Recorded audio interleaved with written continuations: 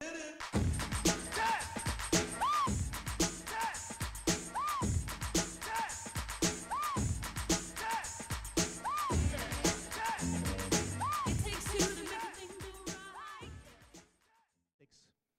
I want you to enroll in this class.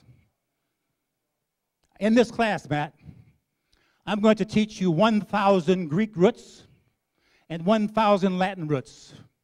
And when you understand the meaning of these 1,000 Greek roots and these 1,000 Latin roots, you will actually understand the intended literal translation of practically 85% of all Romantic languages.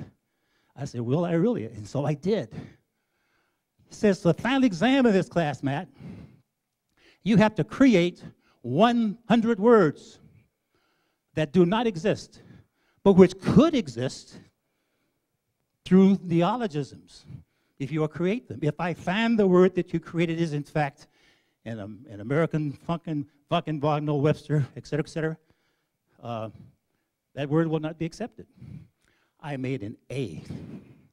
I made an A. That opened up my entire life. I'm going to fast forward from that experience, really fast forward, because that's 1940, January 1948, to the time that I was in the military service. Fast forward, Korean War started June 25th, 1950. June 26th, I got out of ROTC. I did not want to go to Korea. I did not want to go to Korea because at that time, when I'm really up in 1951 now, the war had been going about a year or so, they were killing people like flies. If you think 4,000 casualties in Iraq was something, there were 39,000 in Korea and 58,000 in Vietnam, both places I happen to have been many, many times under horrible conditions. At any rate, I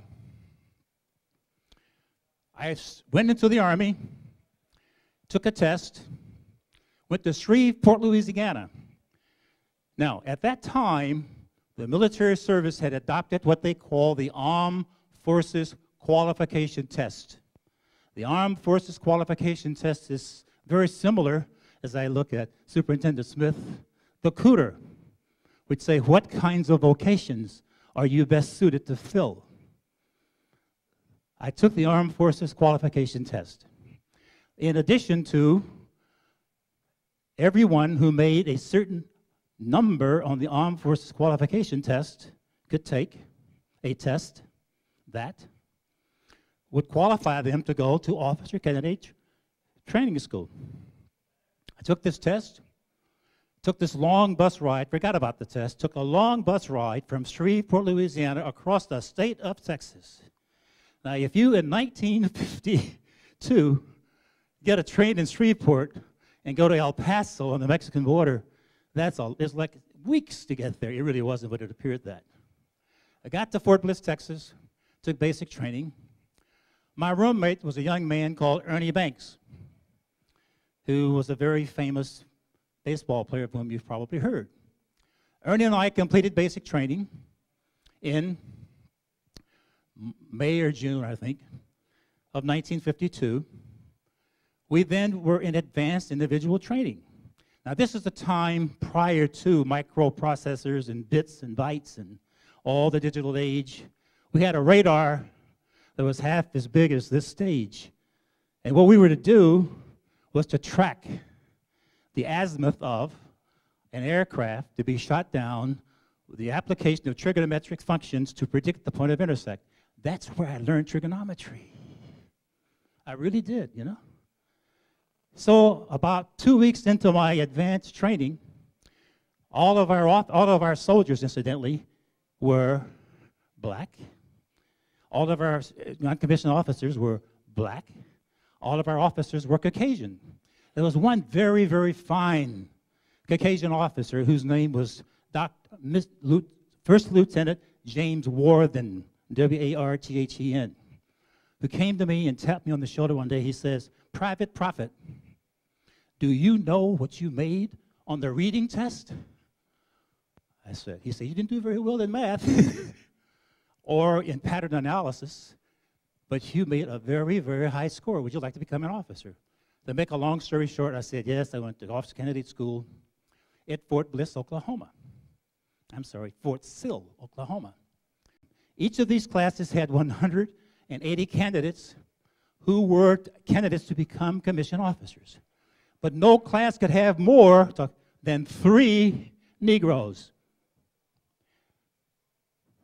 One gentleman whose name was Johnson from Roanoke, Virginia, Matt Prophet, and another gentleman named Inslee were the 3 African Americans in this class of 180. All of our classmates were very highly educated Caucasians from Northeast Ivy League types. This is when the draft was working. We get there at Fort Sill. Major Brazier lines us up in formation, and he says, Candidate Prophet, come forward. Candidate Williams, come forward. Candidate Inslee, come forward. We went before the formation and reported to Major Brazier. Major Brazier said, Prophet, Williams, and Inslee are your class leaders. Prophet, you are the class leader. They are your assistants. We'd like you to report to me tomorrow morning at 6 a.m. I go in, get the troops all lined up, clean their weapons, make up their bunk, get their foot lockers and their wall lockers and so forth going in the tents, and report smartly the next morning to Major Brazier. Sir, Candidate Prophet reporting. Candidate Prophet, have you briefed your class on the motors class? You know, it's an office, you have to know a lot of, we're studying motors, how do automobile motors operate. He says, have you briefed your class on the outline? I said, sir, I was unaware that there was an outline. You didn't tell me that. He says, are you going to be an officer? Do I have to tell you everything? I said, no, sir. He says, Candidate Prophet, Candidate Williams, Candidate Inslee, you are now on probation. They placed the 3 of us on probation. What he did not know is that my mother was from a mixed family, okay? And from my mother's side, there was a congressperson whose name was Congressman Bill Abernathy.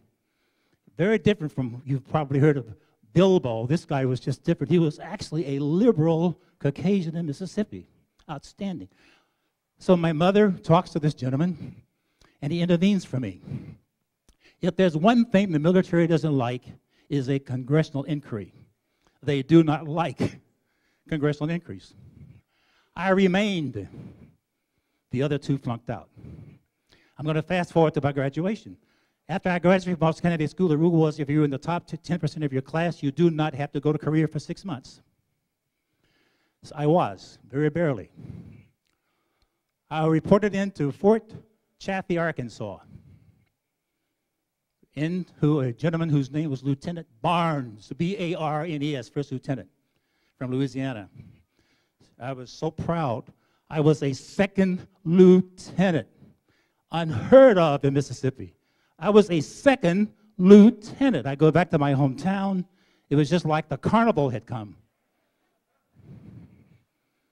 I report into Lieutenant Barnes, Candidate Prophet.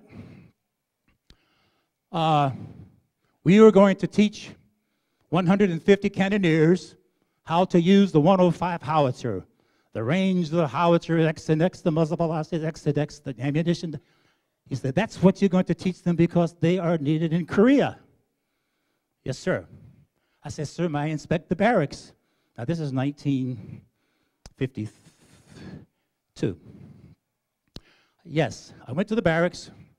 One barracks had 50 Negroes. The 2nd barracks had 50 Caucasians. The 3rd barracks had 50 Puerto Ricans of non-Caucasian ancestry, because Puerto Ricans are all ancestries. I go back to my boss. I was a smart